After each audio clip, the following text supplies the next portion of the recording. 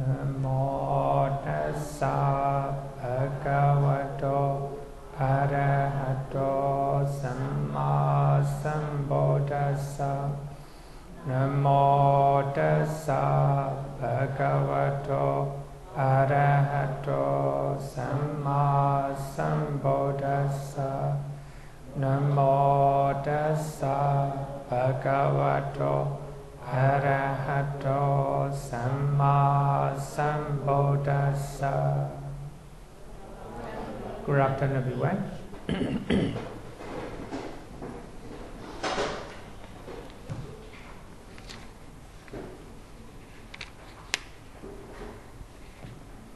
Page number 333. So we have been learning 10 recollections. So last week we talked about 6 recollections. So recollection of triple gems, Buddha, Dhamma, and Sangha, and recollection of morality, Sila, and recollection of generosity, Chaga, and recollection of Deva, the quality of Deva. So we just finished 6. So today we will study another recollection. It's called Recollection of Death. Recollection of death, or mindfulness of death, is especially intended to evoke a sense of urgency, a sense of spiritual urgency. Samvega. Actually, samvega, the word samvega is very popular in commentary literatures.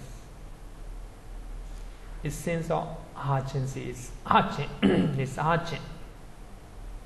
It's urgent. And one of the Sutta, the Buddha said that if your head caught fire, you have to put out. So urgent that if you cannot put out, the whole body will burn down. That is called samvega. So the aim of recollection of death is to evoke a sense of urgency. It is conducive to mindfulness in our activities. So where we mindfulness in our activities, if we practice recollection of death. Recollection of death is more suitable for a person or intellectual disposition. Actually, we have learned 6 types of people with different dispositions, characters. So this is suitable for intellectual disposition. The person who has a intellectual disposition, because not easy to recollect the nature of death. It needs a lot of intellect or understanding. If you talk about recollection of death, most people will not like it. Most people will not like it because it's not easy. It is only for intellectual people. It's suited for the intellectual people. So actually I will quote one sutta to talk about this. Kammaṭṭhāna sutta, a very long one. So actually abhena means all the time. Pichavakitapa means to recollect. Thāna means something. So we have to recollect all the time. Actually, in that sutta, the Buddha talks about five things. So it is mentioned in Anguttara Nikaya, chapter 5, sutta number 57. So there are 5 things that we should recollect. So according to this sutta, the Buddha said, Bhikkhu, a woman or a man, a householder or one gone forth. So that means one gone forth means monks or nuns, renunciants, should often reflect this. Anyone that means regardless, layman or a monk or a nun, should often abandon, reflect this, have to reflect. I am subject to death. I am not exempt from death. So we have to recollect very often.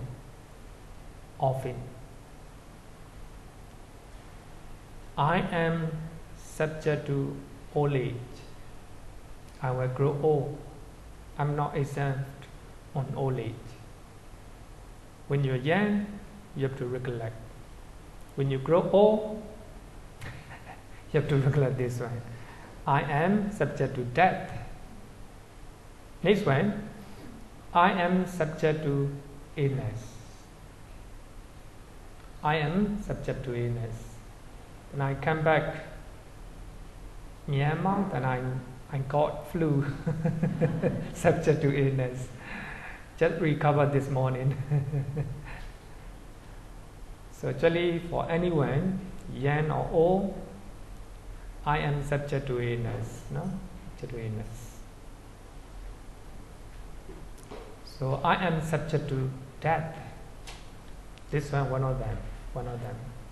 Another one is I must be parted or separated from everyone or everything, so which is dear and agreeable to me. I have to be separated, one way or another. The Buddha said that.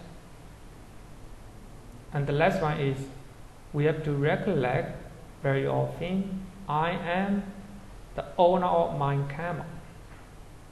Whatever karma I do, that's my own. If I do good, I'm owner of that good deed. If I'm something bad, I'm owner of that bad deed. 5 things. Actually, this sutta is very famous. So we have to actually in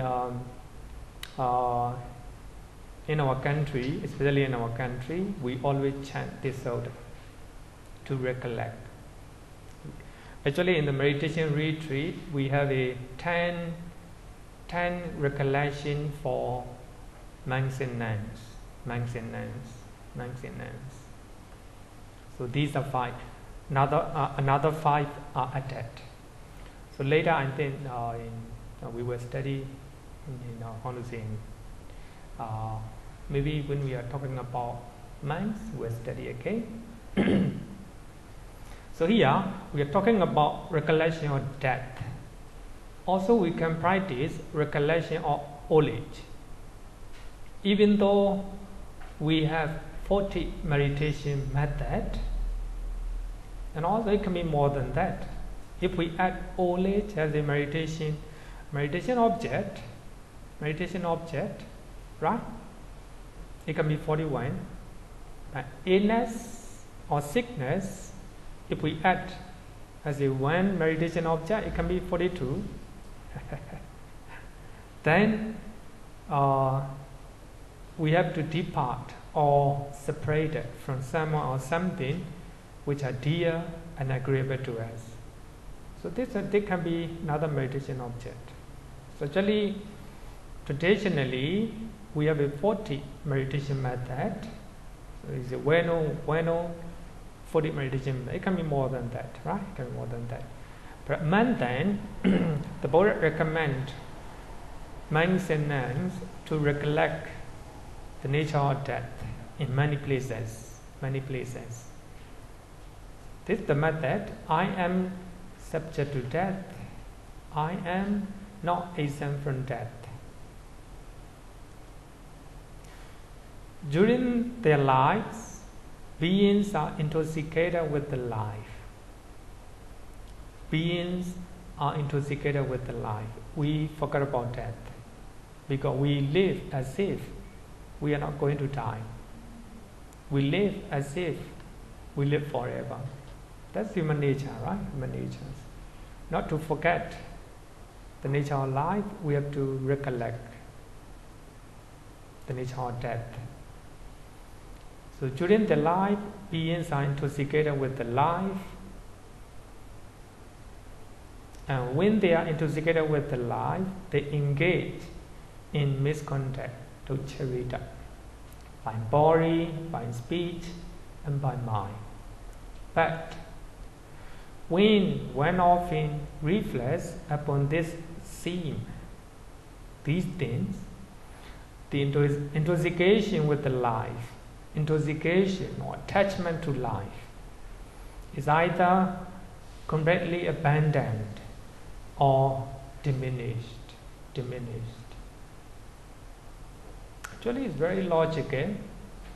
For that reason, Buddhism is accused of being pessimistic religions by especially Westerners. No, not so realistic.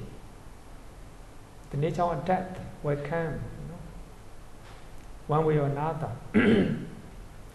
So if we recollect, the Buddha said that when we recollect the nature of death, the intoxication with the life, or attachment to life, or clinging to life, is either completely abandoned or diminished. Very logical, very logical.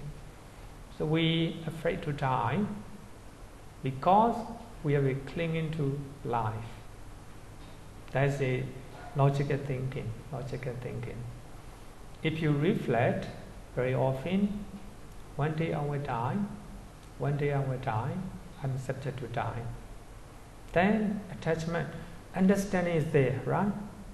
If you understand, there's no clinging. If there's no clinging, no fear at all, no suffering at all, right? No suffering at all. Then the Buddha said that it is for the sake of this benefit that a woman or a man, a hausura or one gunfold, so that means ascetics or monks or nuns, should often reflect this. I am subject to death. I am not exempt from death. The same thing. So we can reflect the nature of old age, sickness, and separation from departed one or beloved one or beloved things, and also ownership for karma.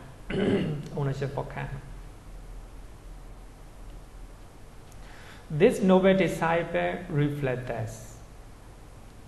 I'm not the only one who is subject to death, not exempt from death. I'm not only one.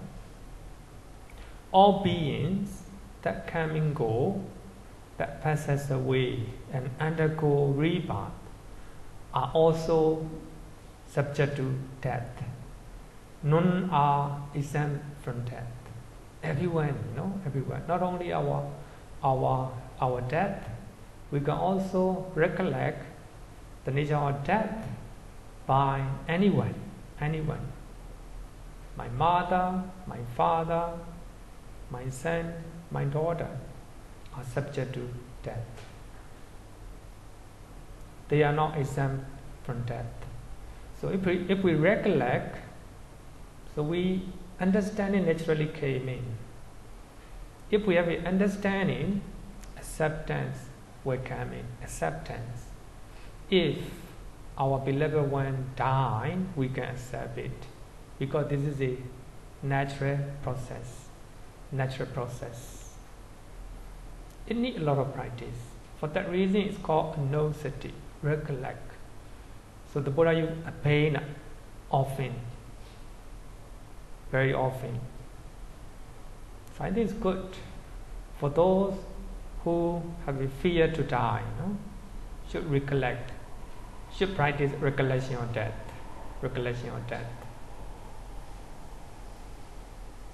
all beings that come and go are also subject to death, none are exempt from death. As he often reflects on this seeing, the path is generated. The path here, the path is generated. We talk about Magga. The path means Magga. The path to Nibbana. He pursues this path and develops it and cultivates it. So if you develop recollection of path, also recollection of death, the path will be generated. If you go on the path, on that path, you will attain Nibbana, peace, peace. As he does so, the factors are entirely abandoned. Factors or bind, something that bind between two beings. The factors are entirely abandoned. The underlying tendencies are uprooted. Actually, in our heart, a lot of underlying tendency. So if we reflect recollection of death, the nature of death, those underlying tendencies in our mind will be uprooted. So that is recollection of death, recollection of death. Question? And then, this is according to the sutras. As far as recollection of death is concerned, this sutta is very clear. So you don't need to follow commentary explanation, just follow this sutta. You can use any language, not only Pali or English, any language. So as far as you can recollect the nature of death, that's it. Any language. But of course, actually, Visuddhimagga mentioned comprehensively. Actually, I will not mention what the Visuddhimagga said here. In Sutta study class, I will talk about it in detail, but here I think no time. Only assess concentration. Recollection of death is a vipassana type of meditation because the meditator contemplates the nature of nature while meditating on it. Actually, it's not a real vipassana. But if you recollect, it became like a vipassana. You recollect the nature of nature. Many sutta mention that the recollection of death can generate attainment of Nibbana. One of the sutta in Mindfulness of Death in the Gotra Nikaya, the Buddha said that bhikkhus, mindfulness of death. Here, the Buddha used the word mindfulness, ānāpānassati.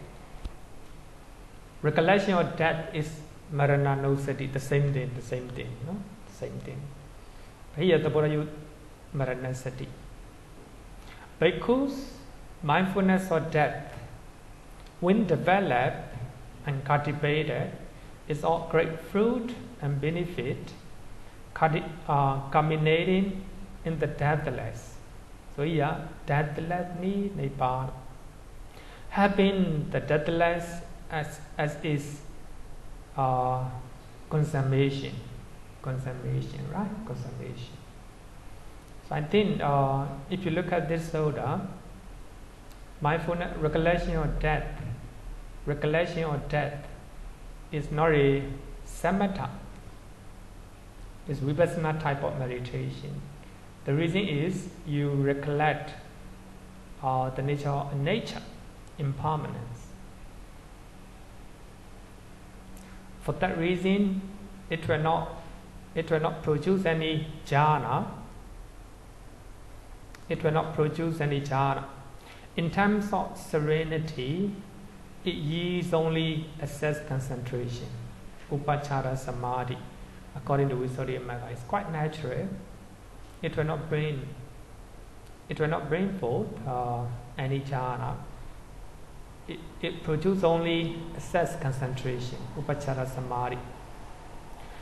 Visuddhimagga gave two reasons for that. The first reason is meditation of death, mindfulness of death is intrinsic nature. It is natural process. Intrinsic nature.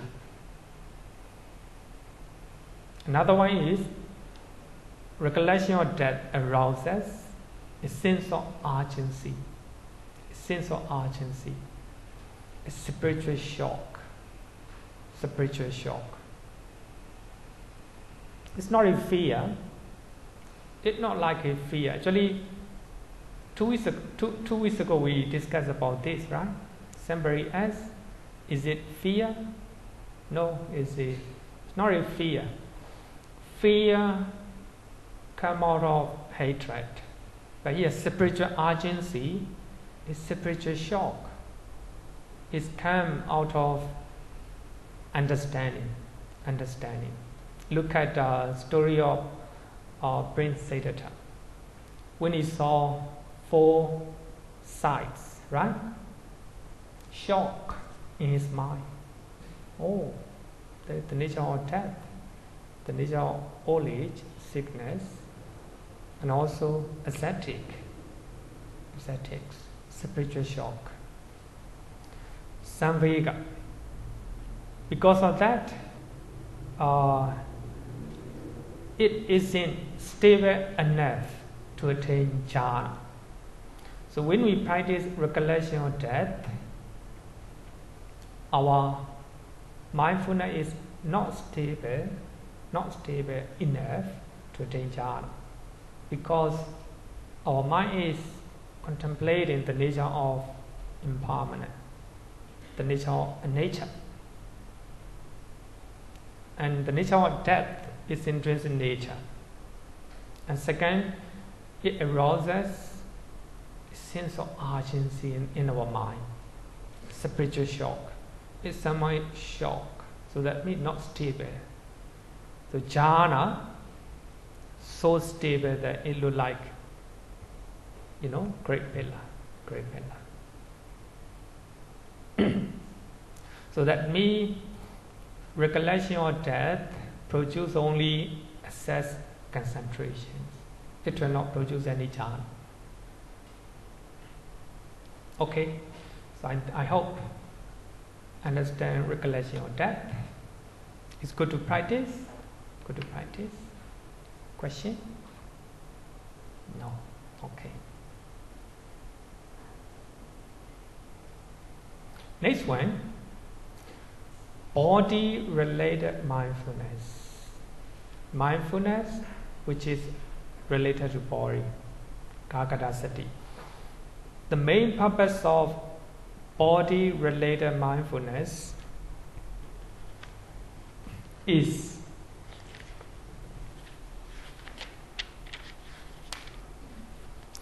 look at page number 336. Mindfulness occupying with the body. Mindfulness occupying with the body.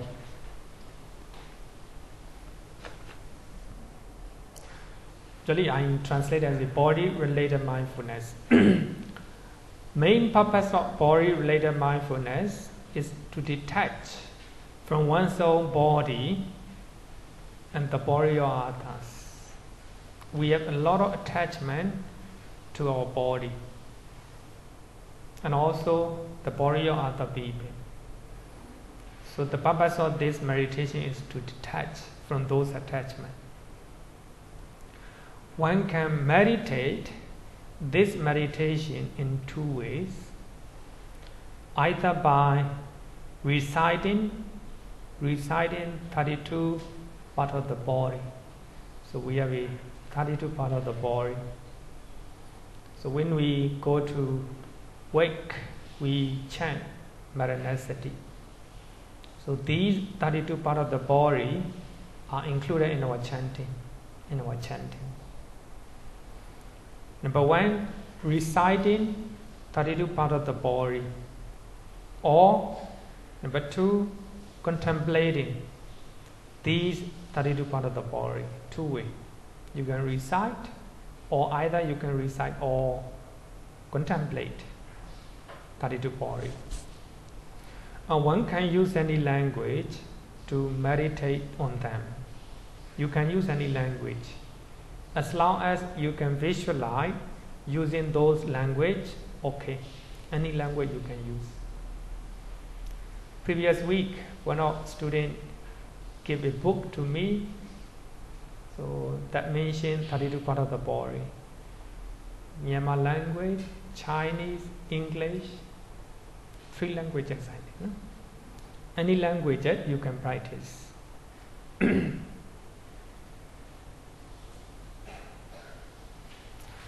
So actually our called Satipatthana Sutta.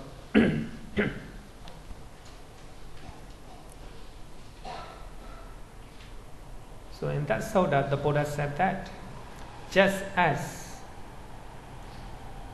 though there were, just as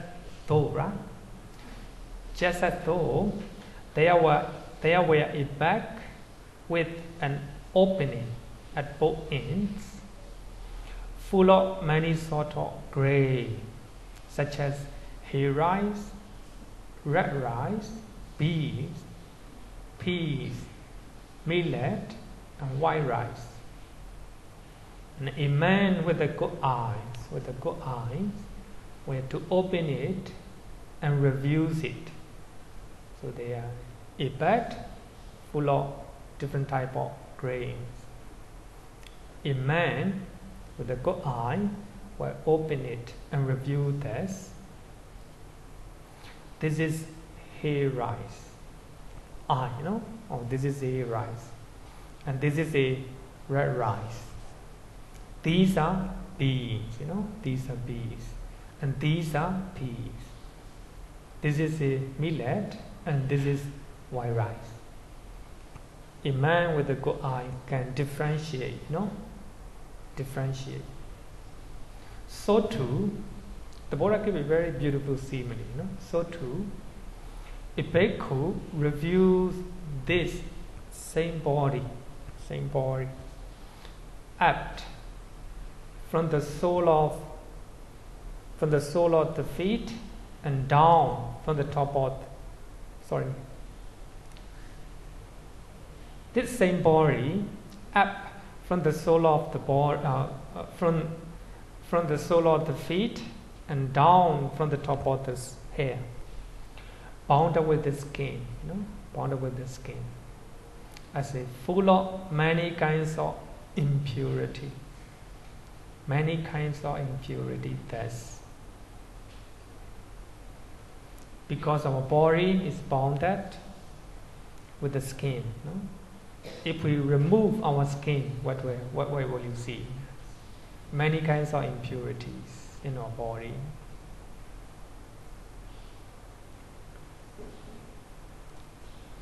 In this body, there are kesa, head hairs, loma, body hair, nakha, nails, danda, teeth, tacho, skin. If we, now the Buddha is analyzing our body into 32 parts, 32 parts. If you analyze, when we analyze, just like with the man who has a good eye can differentiate different kinds of grains. This is a white rice, this is a red rice, this is a bean, etc.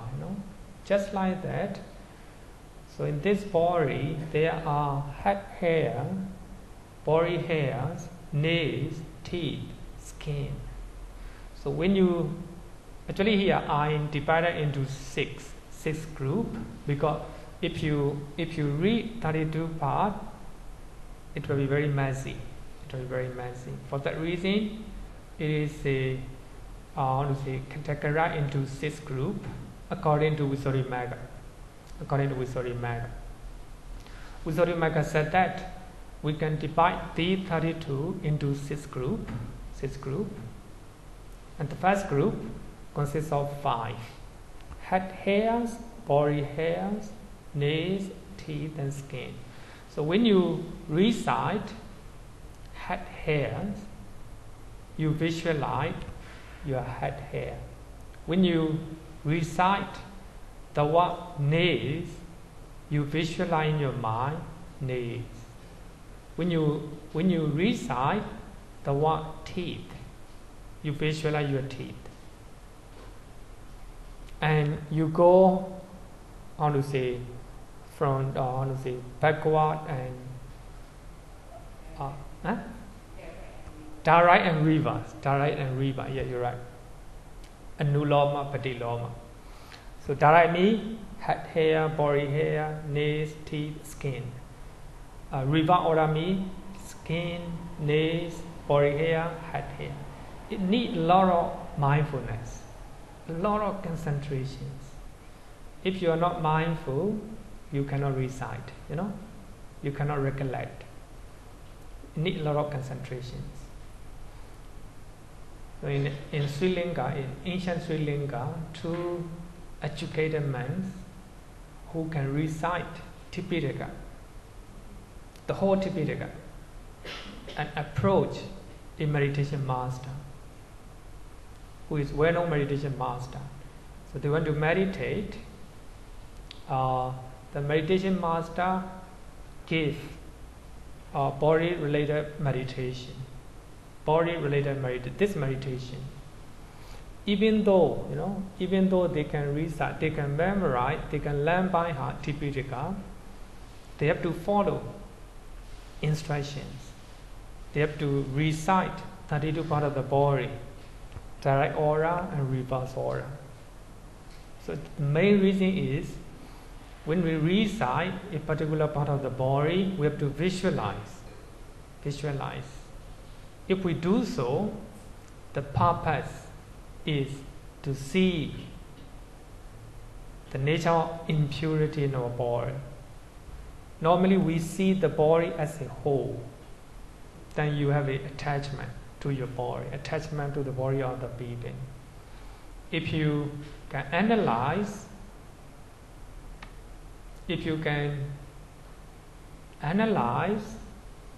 the body into 32 parts, then you will see as they really are. The nature of impurity, impure nature. Teeth. Talk about teeth. So when you see a passing, beautiful teeth. So when that teeth drop into your eating bowl, into your plate, how will you feel? Very disgusting, disgusting. Beautiful hair. If that hair drop on your plate, what will happen? No, not beautiful anymore. Impurity, impurity. So if we analyze one by one, that this body became impure, we call it asubha. And second one is flesh, sinews, bones, bone marrow, kidneys. So you have to visualize, one by one, direct aura and reverse aura. And third group, heart, liver, diaphragm, phlegm, and lungs. So you have to visualize, If you cannot visualize, you can look at the book. Maybe you can write 32 parts of the body. Then it will show in the internet. If you Google it. Then the fourth one intestines, mesentery, stomach, excrement, brain. In our body there's excrement, brain. In our body there is, the Buddha used the word there is. Bile, flame, pus, blood, sweat, fat. Everything is impure, impure. Tears. In our body there is tears, grease, spit, snot, oil of the joints, and urine. So these are 32 parts of the body. 32 parts of the body. So actually, the aim of this meditation method is to detach from our body. Detachment, to our body and the body of other people. For that reason, it is suitable for those who have a lustful nature. Lustful nature. So this is a meditation method. So according to Visuddhimagga gives following instructions. Actually, the Pali Canon just mentioned briefly, The Visuddhimagga, and especially Visuddhimagga, gave a detailed explanation on that, how to practice. Then, while reciting verbally, we recite verbally, the meditator should contemplate the 32 parts of the body one after another with a strong and stable concentration. As you all know that to recite 32 parts of the body, it needs a lot of concentration and mindfulness. If your mind is not concentrated, not mindful, you cannot memorize. Even you cannot memorize. So according to Visuddhimagga, those two learned monks in ancient Sri Lanka, they recite 32 parts of the body for 4 months. Actually, I forgot the month. 4 months. They became Sotapanna. They recite, they practice 32 parts of the body, they become Sotapanna. They recite 4 months, many months. While reciting verbally, so we have to use our strong and stable concentrations. Number 2, recitation should be neither too fast nor too slow. Should be natural. Each part of the body should be visualized in the mind's eye clearly. As I earlier said that when you recite the word teeth, visualize your teeth. When you are reciting excrement, just visualize excrement. Sweat, just visualize sweat, etc.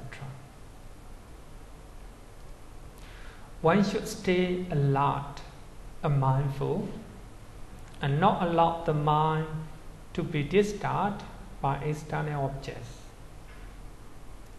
You must be very mindful and do not allow the mind to be disturbed by external objects. Distraction will weaken the objects of meditation. Distraction, if you're thinking other things, then the mindfulness will be weakened. Do not stop at just the name, So the name are concept. So do not stop teeth. Teeth is the name, concept. But you have to visualize in your mind natural teeth. And develop the thought of their undesirability and impurity. So when you visualize teeth, so that means impure, undesirable. So when you think about, if you stick to the name, it can arouse clinging or aversion in the mind. Suppose when you are reciting urine, don't just stop at the name. The name is concept. Just see the intrinsic nature. Intrinsic nature means urine. So if you just focus on the name, or urine or excrement, it will produce aversion, hatred, or dislike. No, don't just stop at the name. Develop the thought of their undesirability and impurity. And the repetition of the word is only useful until they became manifest in the mind. So when your concentration is deeper, you don't need to recite. You don't need to use the name. Then you will contemplate with your mind. You can contemplate 32 parts of the body. Even names will be disappear if the mindfulness and concentrations are deeper.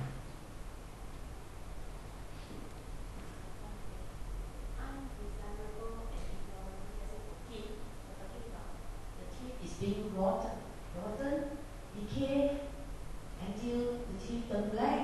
This is what you mean by undesirability and impurity, or not? It doesn't mean if you contemplate teeth separately, you will see it is disgusting, impure. And you look at with the mirror. Do not look at the whole face. If you just look at your teeth, very disgusting, not pure anymore. So actually, the purpose of this meditation is analyzing our body into 32 parts. So the reason is, when we look at our body, when we look at the body of other people, it creates clinging or attachment. So actually, the main purpose of this meditation is to analyze our body, into different part. It's the same thing. Actually, earlier I talked about this one. Normally, the Buddha analyzed our mind and body into two parts: mind and body. Mind and body are totally different. Then, for those who are very intelligent, they understand right away. And the Buddha analyzed this mind and body into five aggregate. Those who are intelligent, they understand. So if we analyze our body and mind into five aggregate, you will not see the body as a whole. It is a combination of aggregate. Just like that, the Buddha analyzed this body and mind into three senses. Sense base. External and internal base. And also the Buddha also analyzed 80 elements.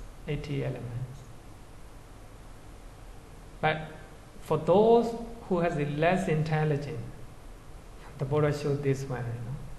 According to commentary, actually it's not a 100% right. Commentary just mentioned that those who has a less intelligent, the Buddha analyzed this body into 32 parts, more part. So in this way, so the person who practice this type of meditation will not see the body as a whole. Then he will see as they really are. So the body is combination of 32 parts. So they are not beautiful. They are impure. So in this way, we have understanding the real nature of the body. For that reason, this one also not easy to practice. Question, okay.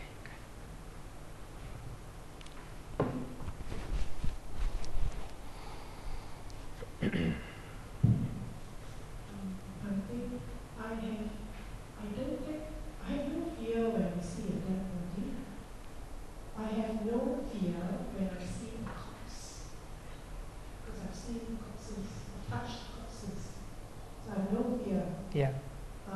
When I contemplate my own body parts, sometimes I sit down and I meditate and I try to see my body part, or even as I go about my daily life, I can think about these things.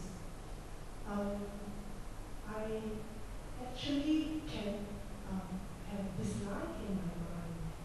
Dislike because, because of you, I have to die, and because of you, I had to sicken.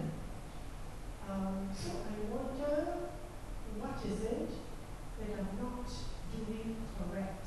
Because instead of having detachment, I have dosa, dislike. But yet I know, intellectually only, I have to admit, that, there are 32 body parts, and they all have their own nature, they all arise and all of it. And I accept that. But yet when I visualize the organ, I can have dosa, I have dislike, but yet I have no fear of seeing corpses, and I can accept my own death. I think, So what is it that I'm doing wrong when I visualize these body parts? I have dosa. If you have a dosa, it is unwholesome root. Actually, it's not a good, it's a wrong method. Wrong method. Of course, because of my body, I have a sickness, many problems, but there's no dosa. Just understanding. Also, I am subject to old age. You don't have any dosa regarding with old age. Just understanding. I'm subject to death. You don't have any hatred or dosa toward the nature of death. Just understanding. For that reason, it's called samvega, a sense of spiritual urgency or spiritual shock. For me, I think the fundamental issue is still the clinging. First, the second rule truth. Yeah. Everything, that is unwholesome, as I can see, goes back to this. The fundamental truth. You're right. Yeah, I think, that I may be able to accept this, accept that, with two body parts and all that, but I think the underlying tendency of yoga is still there. You're right. So that is because the Buddha says the origin of suffering. The origin of suffering. Everything, like and dislike, the origin of suffering. So we see everything as they really are. There's no like and dislike. Even eating food, no like and dislike. It is no wrong for you to have a like or dislike when you are eating your own food. But when you want to attain Nibbana, no like and dislike. Just eat. Just eat it for survival. Difficult. Yeah. Sorry? It can be quite okay, maybe because I live in Kammaṭṭhāna. Yeah, you're right. Yeah. Actually, this is a advanced level, no?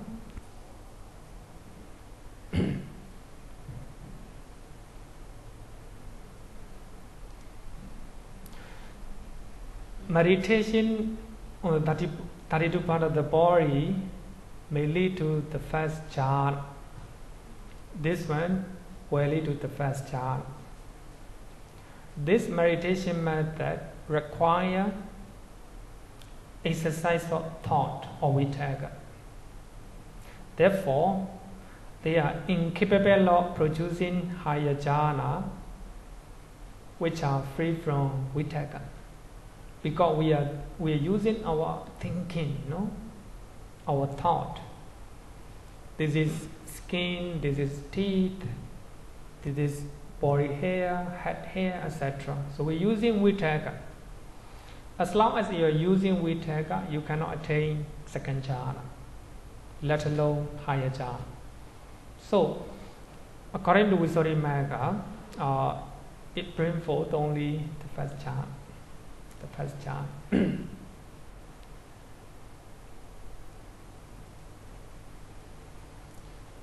So we have a time recollection. So number 9, mindfulness of breathing. This is the most famous meditation method, ānāpānassati. Ānāpānassati. It is attentiveness. Page number 336. Page number 336. It is attentiveness to the touch sensation of the in-breath and out-breath. Touch sensation or in-breath and out-breath. In the vicinity of the nostril or upper lip, 2 places.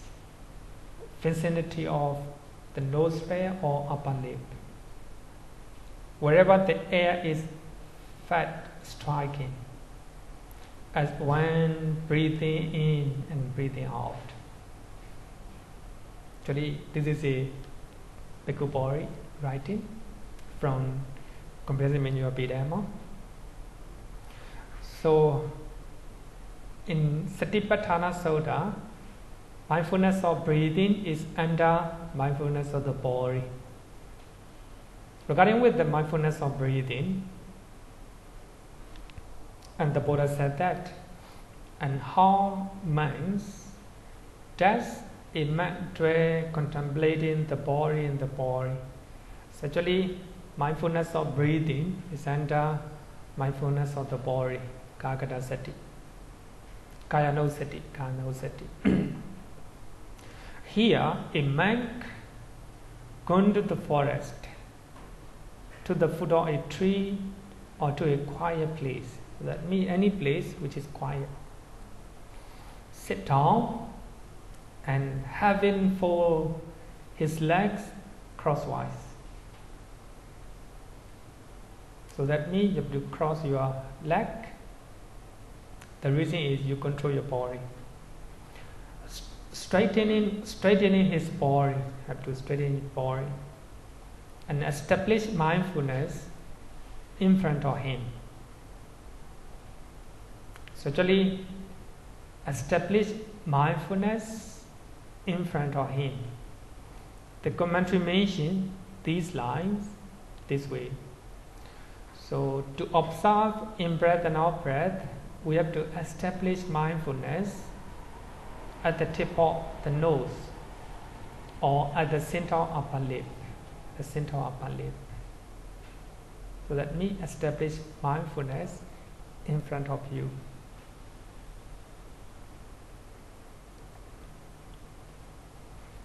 So in Satipatthana Sutta, the Buddha mentions this one, just mindful, he breathes in. Mindful, he breathes out. So when we are breathing in, be mindful. And when you are breathing out, be mindful. Breathing in long, he understands, I am breathing long. And breathing out long, he understands, I am breathing out long. Breathing in short, he understands, I am breathing short. Or breathing out short, he understands, I am breathing out short. Very simple. No? Just observe. Just be mindful. Just observe what is it. So when you're breathing in, the first step, the first step when you start to practice, when you're breathing in, just mindful, breathing in. When you're breathing out, just mindful, you're breathing out. That's all. Then later your mindfulness establish, concentration a little bit stable. Then you can go to another step. Breathing in long, you understand you're breathing in long. That's all. Breathing out long, just understand, just be mindful, just observe, and just know breathing out loud. So one of the Christian student very often approach me, and he talk about his meditation experience. He used the word noting. That is not wrong. He take note, He take note. Breathing in as a breathing in, breathing out as a breathing out. Simple way, simple language. He take note. And breathing out loud as a breathing out loud. Breathing in short, and he understand and take note. I'm breathing in short.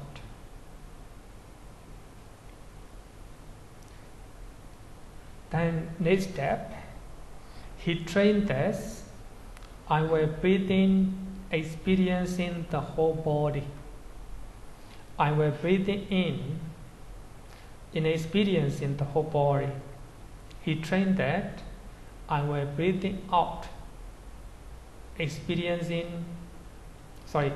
I'm breathing in, experiencing the whole body.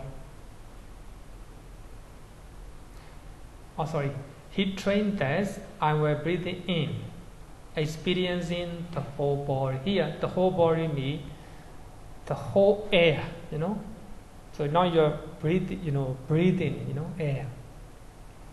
So the whole body means here, the body means not the physical body, the body of air. Now concentration is deeper, very deep. You understand the whole body of air. And the whole body of air come in and go out, come in and go out, getting deeper. Next one, he trained us. I will breathe in, tranquilizing bodily formation. Tranquilizing bodily formation. He trained us. I will breathe out, tranquilizing bodily formation. Here, bodily formation means air. So when your concentration is getting deeper, deeper and deeper, you are breathing, tranquilized and quiet. Gradually, it will disappear. For that reason, some people afraid. Am I breathing like this? Then they try to breathing in and breathing out hard.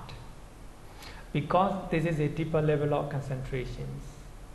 So you are breathing, getting tranquilized and quiet. For that reason, for those who attain the fourth jhana, no breathing at all. So this is is a deeper level of concentration. So it goes like this, step by step. First, if you are breathing in, just know breathing in. If you are breathing out, just know you're breathing out. That's all. Then later, next step, long or short. The next one, experiencing the whole entire breathing, entire air, entire breathing. And next level, tranquilizing bodily formation. Bodily formation here means air formation, tranquilizing. Then, finally, no more. This is the mindfulness of the breathing. He dwells contemplating in the body means breathing. Its nature arising. Breathing arises, and nature vanishing. Air vanish. And the nature of both arising and vanishing, both, must be very clear. But here it became vipassana, became vipassana. arising and vanishing. Or as mindfulness that there is a body. So here, a body here means there is breathing. There is a breathing in or breathing out. It's simply established in him to the extent necessary for bare knowledge and repeated mindfulness. Actually, the last line is very important for meditation. Mindfulness, developing mindfulness meditation. So when you are practicing breathing meditation, so you just understand that there is breathing. There is breathing. There's no you. No, there's no you. Just breathing. Simply establish in him to you to the extent necessary for the bare knowledge. Just bare knowledge. Just know it. Just know it. And also repeated mindfulness. Just be mindful there is breathing. There is breathing. And also when you practice 32 part of the body, just know that there is teeth. Bare knowledge, bare knowledge. Don't think about this teeth is ugly, this teeth is beautiful. No. Just bare knowledge about teeth or skin or hair, etc. And repeated mindfulness. Breathing in as you breathe in, breathing out as you breathe out. If the breathing, entire breathing, or tranquilized breathing,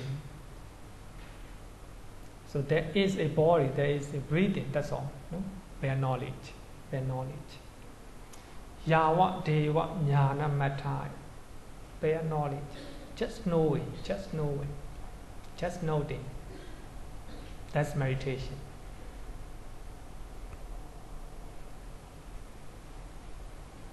And he dwells independent. Not clinging to anything in the world. Not clinging to anything. Just bare knowledge. There is breathing. That's all. There's no clinging. Wow. How to say? Normally, when you're afraid,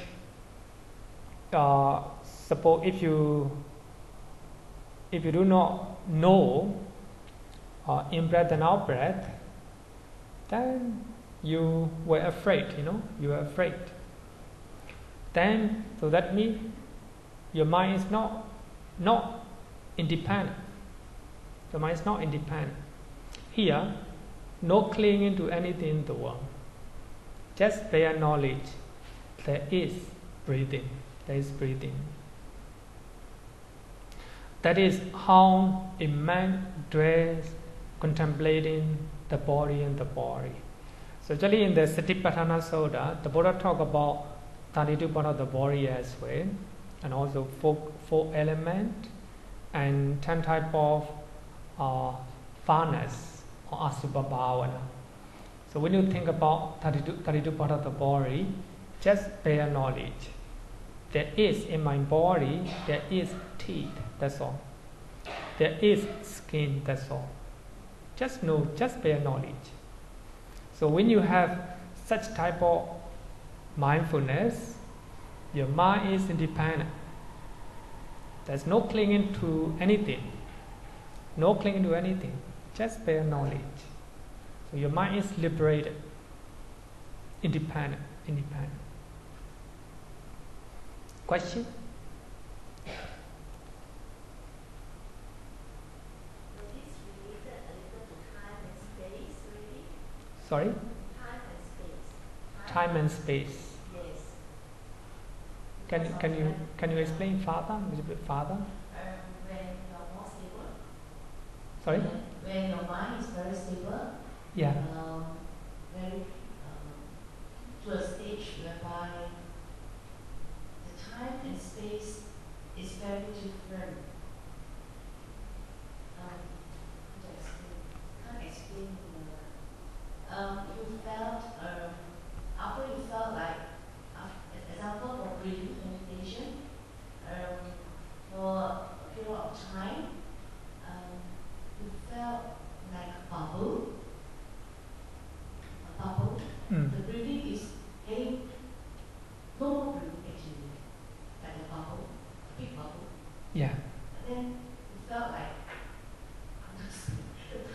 space. I cannot explain this one. It's very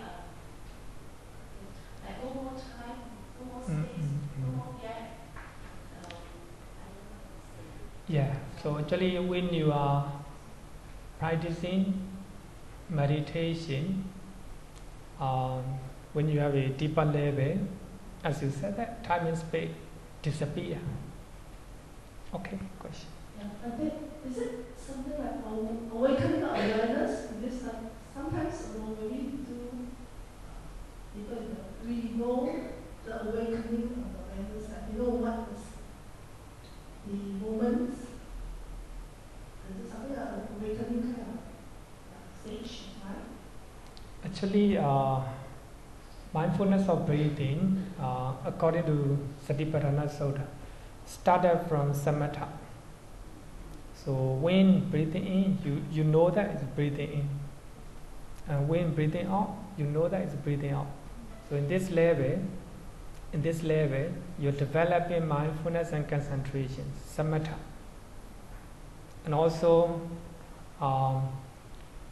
when you know that long breath and short breath, as they really are, there's also samatha, and also how to say, the experiencing the whole air, the whole breathing, and also tranquilizing.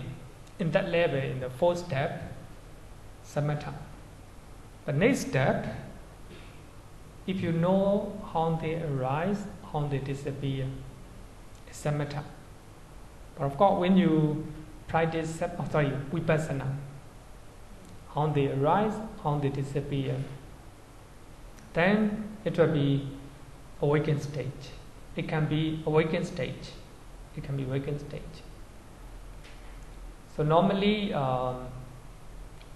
awaken or enlighten, we use those who practice vipassana.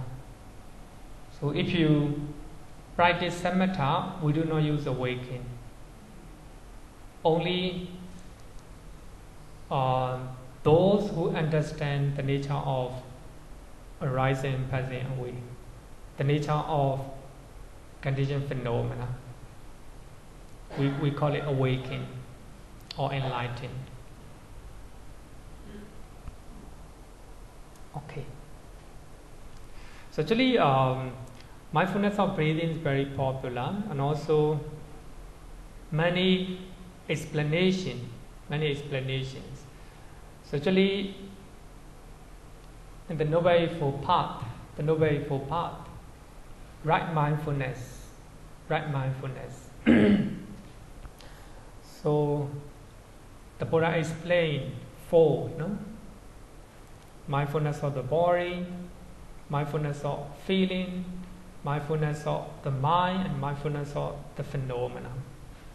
Four, If you have a right mindfulness, you have a right understanding. Right understanding is explained with the four jhana. Then, if you have a right mindfulness and right understanding, and right awakening, or right understanding.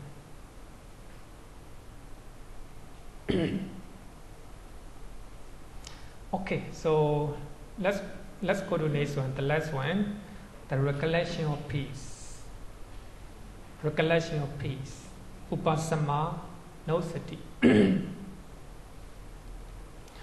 Contemplation on the peaceful attribute of Nibbana. Peaceful attribute of Nibbana. Actually, so we have a lot of quality of Nibbana. Just like a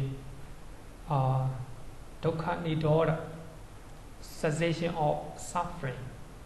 That is the attribute of Nibbana. And cessation of craving. And deathless. All these are attributes of Nibbana. So there are many attributes of the Nibbana. So actually, in Sutta study class, we talk about more than 50 attributes of Nibbana. Actually, for those, Visuddhimagga mentioned that this meditation method is for enlightened people, especially enlightened people, because they experience the bliss of Nibbana themselves. For those who read Thera Gatha and Theri Gatha, so we have the poems expressed by Arahant monks and nuns. So we honestly we can learn the attribute of Nibbana. They express the bliss of Nibbana from their point of view. And whenever Sariputta talk about the quality of Nibbana differently, and whenever Mangala, he will talk about the bliss of Nibbana in different way. Many attributes of Nibbana. So actually Visuddhimagga mentioned that. So this meditation method is especially for enlightened people. Sotapanna, Sakadagami, Nagami, Arahant. For normal people, we can also practice recollection of peace. But we do not realize the bliss of Nibbana, but we can, visualize, we can think about it. We can, intellectually think about it. As we have a lot of clinging, a lot of attachment, then our mind is like a fire, like fire. If we attain Nibbana, those fire will be extinguished. So just like that, so we can recollect peaceful nature of Nibbana. So the quality of Nibbana. This is also one of the meditation method. Okay, I did this one. No need, huh? No need. Those who want to know, then go to Visuddhimagga. Visuddhimagga.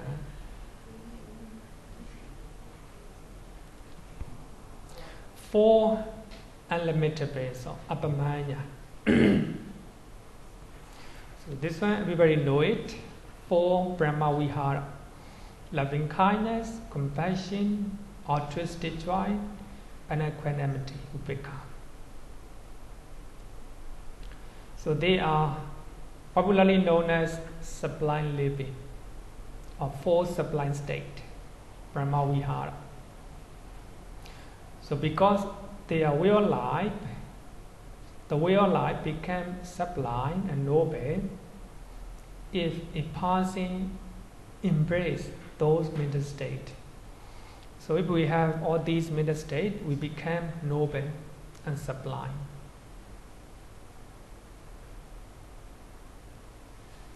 They are also defined as a divine dwelling because so they are mental dwelling of the Brahma deities in the Brahma world.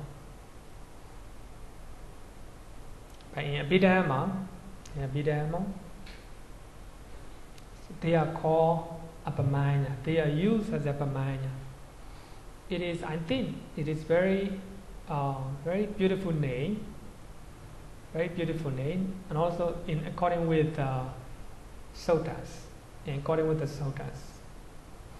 So appamaññā means the illimitable or the immeasurable, because they are to practice and to cultivate toward all living beings, not limiting to any group or any type. No limit. You have to develop all these four qualities toward any beings. No limit.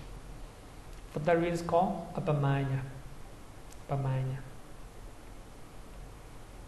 But here, in the second chapter, Ānāpānassati, so we use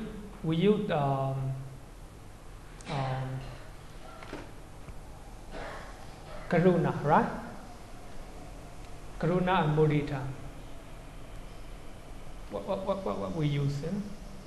Only two appamaññā, right? Only two appamaññā. But here, four appamaññā.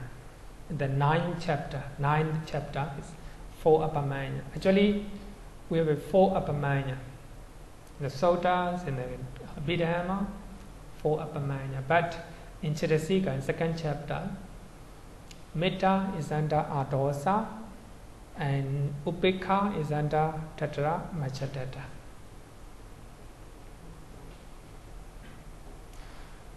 Actually, Pali Canon usually mention them as a form of meditation. So following are typical lines that mention in the Suttas.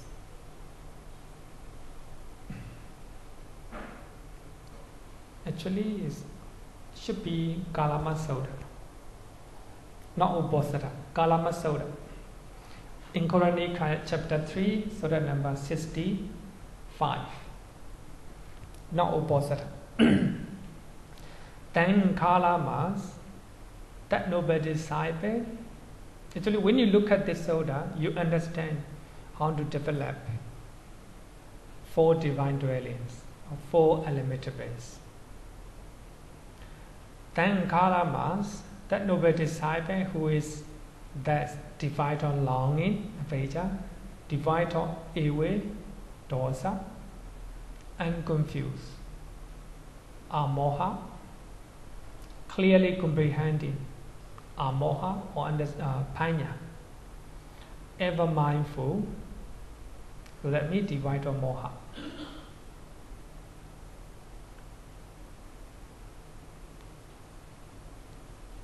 No loba, dosa, moha. Dwells pervading 1/4 within my 1/4, that means each directions. 1/4 within mind, imbued with loving kindness. People who are living in the east direction, not people, all sentient beings living in the east directions, may they be well and happy, loving kindness. With the mind imbued with compassion, those all sentient beings living in east directions, may they be free from physical and mental suffering, compassion. With the mind imbued with the altruistic joy. All living beings living in the east directions, may they sustain in their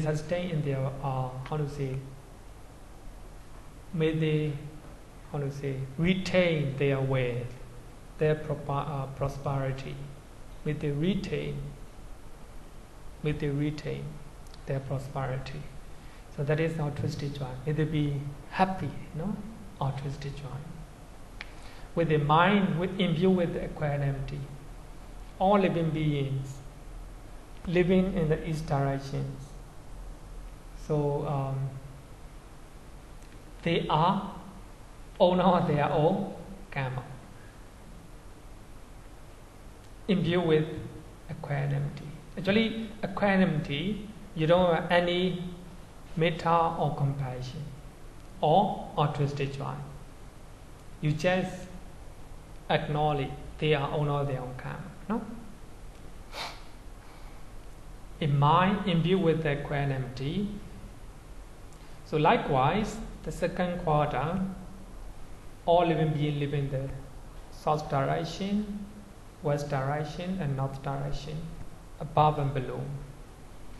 The 2/4, 3/4, and 4/4. So the dress pervading 1/4 with the mind imbued with the loving kindness, compassion, altruistic joy, and equanimity. So that's above, below, across, and everywhere, not limiting any particular direction. My enemy live in the west directions. No limit. You hate a particular country, no limit, no?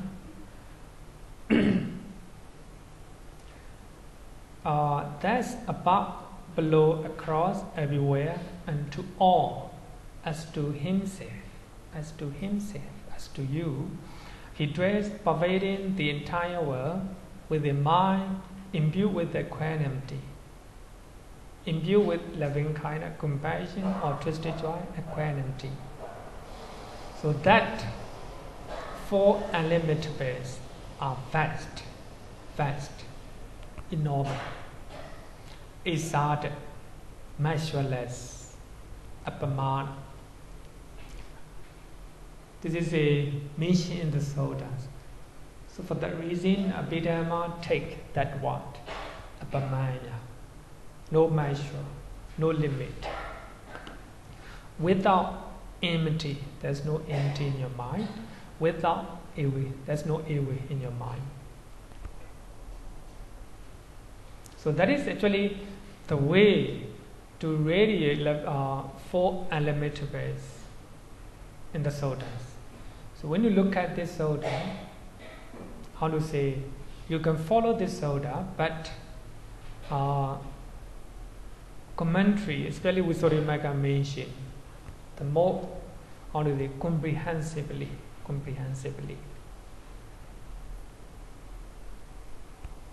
For that reason, I always give, how to say that, loving kindness meditations.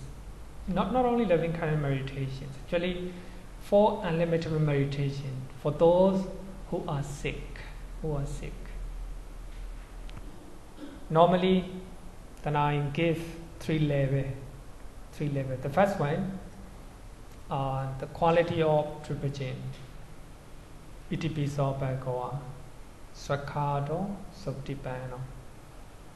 So when they are ill, so I told them to recollect the quality of triple just recite. For those who are devotees of Mangala Vihara, I told them to recite the quality of triple gems, Itipiso Bhagava. When they recite, they must know the meaning. This is the first one. The second one is to recollect, to radiate loving kindness. When I talk loving kindness, metta, it includes everything. Compassion, altruistic joy, equanimity. Normally, I just give them simple, simple method. May I be well and happy. May I be free from physical and mental suffering. May I be well and happy. That's all. May, if you are living with your spouse, may my wife, may my husband, may my daughter or son be well and happy, radiating loving kindness. Because if we are seriously ill, our mind is not healthy, something happened, very angry, But if we radiate loving kindness, our mind became very settled, very, very peaceful, and also mutu in Pali. We are very kind, very kind, very gentle. So if we're very gentle, if we're very kind, the people who are living, around us also became gentle and very kind to us. Because if we are very, if we feel sick, seriously sick, we need care, by the family member. If we are angry, they don't want to approach, They don't want to take care of you. That is quite natural, They will do because they have a responsibility. They will not do because based on loving kindness and love. Then second method, to raise loving kindness. Very simple. Then start with you first, then family member and neighbors, people living in the east direction, south direction, etc. Then the third method, meditation. If you feel sick, try to meditate. But sometimes, if we are very severe headache, cannot meditate. If a lot of pain, cannot meditate. Come back to second level, really loving kindness. If we have a lot of pain in our body, we cannot practice. Even we cannot really loving kindness. Come back to recollection of triple chains. That will be the last one, no? That will be the last one. So, if we are recollecting, triple chain, the holy triple chain, very powerful, very powerful. Okay, so this is the way to really loving kind. Four illimitables according to the suttas. Different functions of four divine dwellings.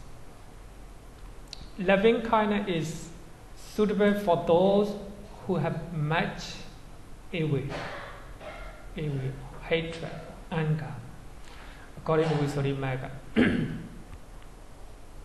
According to Visuddhimagga. Actually, Visuddhimagga explained based on the suttas. Actually, I will not quote the suttas. As usual in the sutta class, I will mention, based on the suttas. But here, Visuddhimagga said that loving kindness is suitable for those who have much ill will, or hatred, or anger. So loving kindness is just like a mother who wants her child to grow up. The mother left the child to grow up. Compassion is suitable for those who have much cruelty. Some people have a lot of, they are cruel. They want to kill. They want to insult other people. They want to use unpleasant speeches. Very cruel. So compassion is just like a mother who wants her sick child to get well. Artistic joy is suitable for those who have much dislike, arity. When you see famous people, you don't like it. When you see rich people, you don't like it. Dislike. When you see people are happy, you don't like it. Then it's suitable for them. So artistic joy is just like a mother who wants her adopted son to be prosperous. Very happy. The mother very happy to see her child success, famous, prosperous. Equanimity is suitable for those who are much less raga. Because when you have a attachment, when you have a metta or loving kindness, then it can lead to lust. When we have a compassion, it will lead to aversion. So like and dislike. So equanimity avoid like and dislike. He will do whatever he should do. Just like a mother who does not bother about her son who is already successful in his business. Actually, Visuddhimagga gave a very beautiful explanation regarding with the four divine dwellings. Four divine dwellings. The mother left her child to be grown up. Metta. If the child is sick, compassion is in her mind. If the child is prosperous, successful, feel joy, feel happy. If the child is already successful, prosperous, no need to bother, equanimity.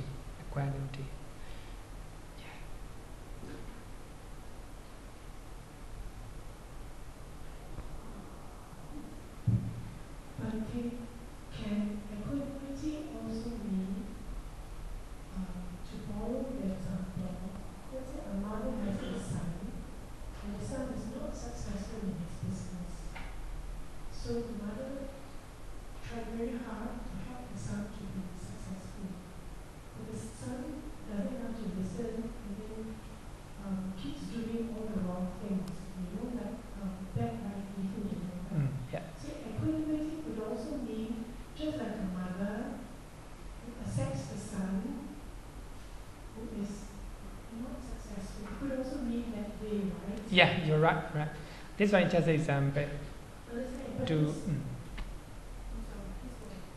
That actually the commentary mentions just an example. Actually, in this case, even though the mother try her best to help her son to be successful, the son does not listen. Still fail in the exam. But have to practice equanimity. All beings are owner of their own karma. Yes, which is actually I wanted to ask you this question, but Yeah. you already answered it. Because earlier on, in I think it's in Upasamānussati Sutta. Oh yeah. No, actually wrong citation. Kammaṭṭhāna. Kammaṭṭhāna. Okay. Chapter 3, in Nikaya, chapter 3, Surah number 65. You printed out dwells pervading one quarter with a mind imbued with loving kindness, with a mind imbued with compassion, with a mind imbued with altruistic joy, and then finally with a mind imbued with equanimity. And then you explain further, you said equanimity means no metta, no compassion or altruistic joy, you just acknowledge that they are owners of their own karma. So this point that I'm raising is actually a very practical point, Yeah. Exactly. So even if I practice loving kindness, even if I practice the recollection of the four divine dwellings, and I send metta to my son, but then when I can also, I send metta, I send compassion, but I can also send equanimity. The equanimity will be, may he, I feel equanimous, but he has to be the owner of his own karma. And can I wish this, because I read it somewhere, maybe, and I thought it was a very good point, may my son or may he be able to take care of himself with ease. Yeah, that is mudita. Mudita. Yeah, mudita. Mudita is May he be able to take care of himself with ease. Maybe that equanimity, Yeah, it should be equanimity. Because he's like that, I cannot change him. I've done everything I possibly can. Oh yeah. So he has to be the owner of his own karma. Then I have to be equanimous, but I still wish him well. And I can wish that may he take care of himself with ease. With ease, That's yes. the best that I can do. Yeah. I read it somewhere. Yeah. Actually,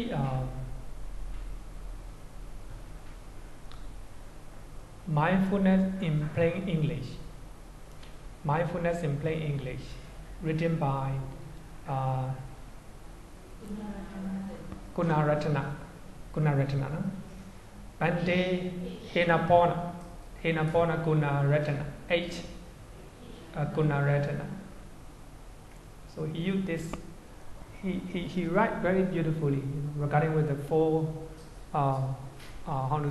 divine dwellings, using the simile of the left in mother. Very beautiful, beautiful than this one. Actually, the way he writes is very gentle and very beautiful. I'm trying to read mindfulness in plain English. Okay, so let's talk about Visuddhimagga mission, how to develop. To develop mindfulness, loving kindness, one must start with the desire to practice it. That is beginning, You must have a desire to practice loving kindness. The second one, as a result of this practice, the hindrances of the mind must be suppressed. If you have a lot of ill will and anger, then you try to really loving kindness. So that means ill will is hindrance. Try to suppress. If you cannot suppress, it's not successful.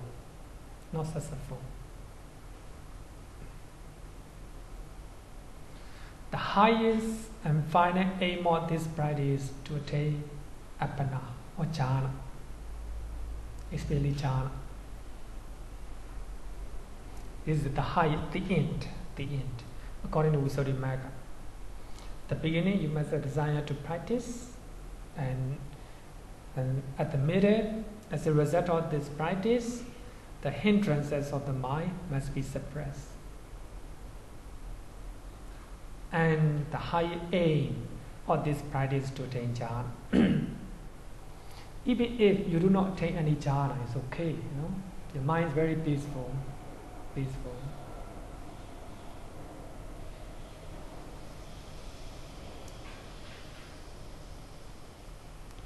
How to develop 4 divine dwellings according to Visuddhimagga. Generally, Pali Canon does not mention any specific distinction of beings to develop 4 divine dwellings. They just mention all sentient beings. Pali Canon just mention all sentient beings. But Patisambhidamagga and Visuddhimagga and the commentaries provide detailed explanation of the method to put into practice. Patisambhidamagga is said to prepare by Venerable Sariputta. And Visuddhimagga trying to quote Patisambhidamagga very often, using Patisambhidamagga.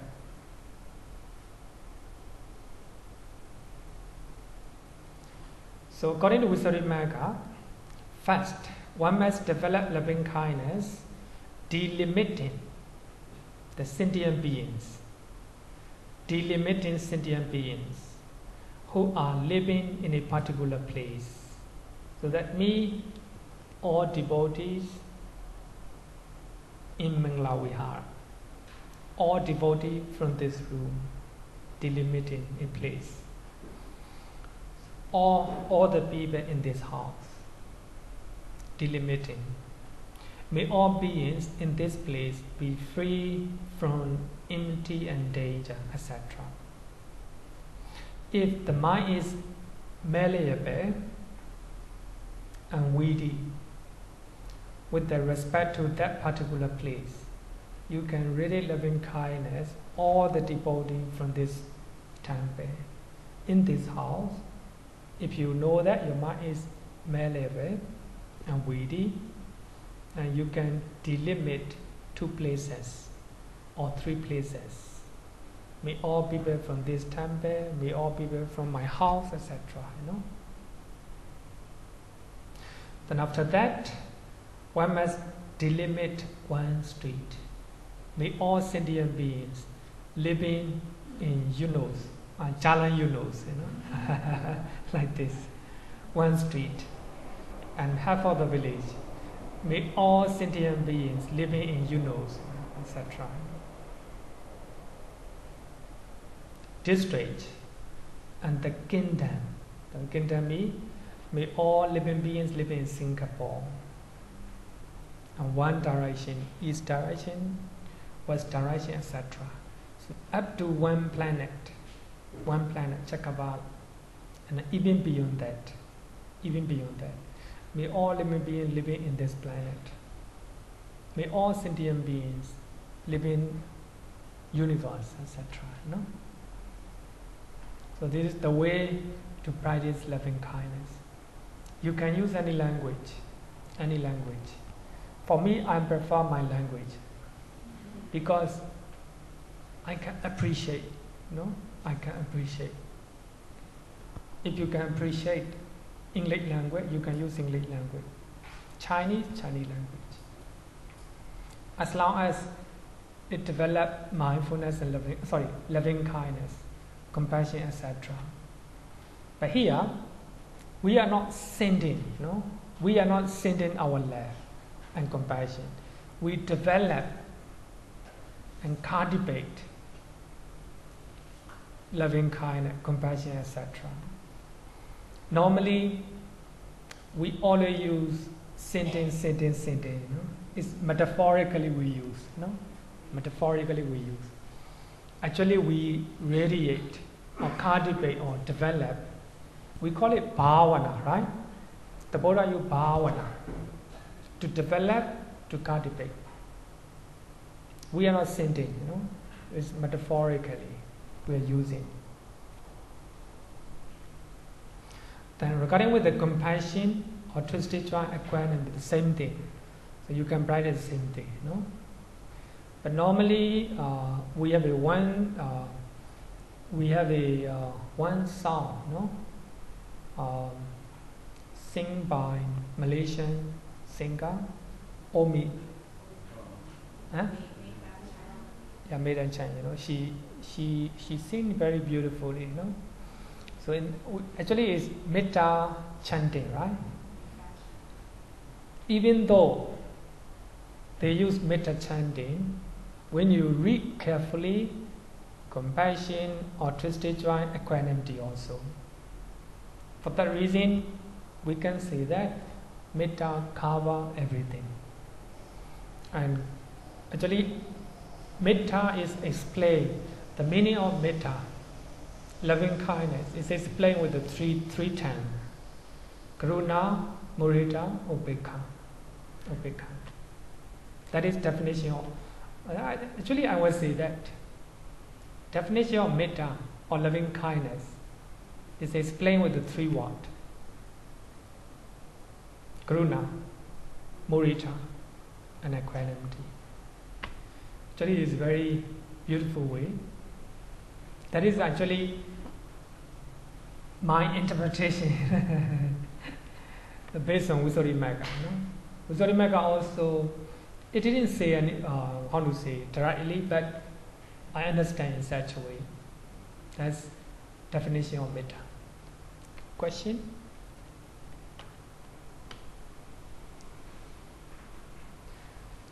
No question, huh? Okay, so time is up. So let's continue next week.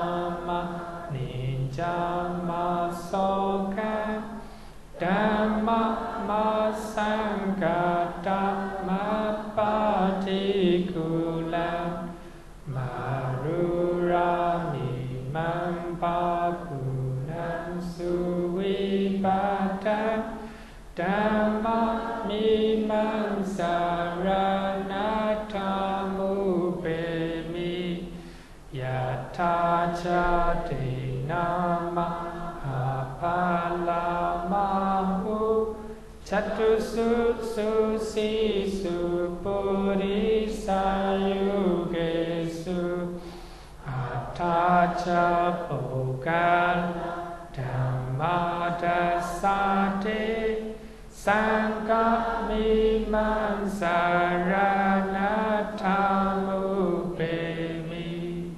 Sadhu, sadhu, sadhu. Okay, thank you everyone.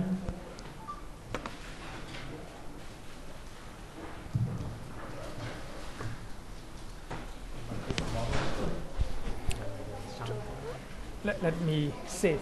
Let me sit.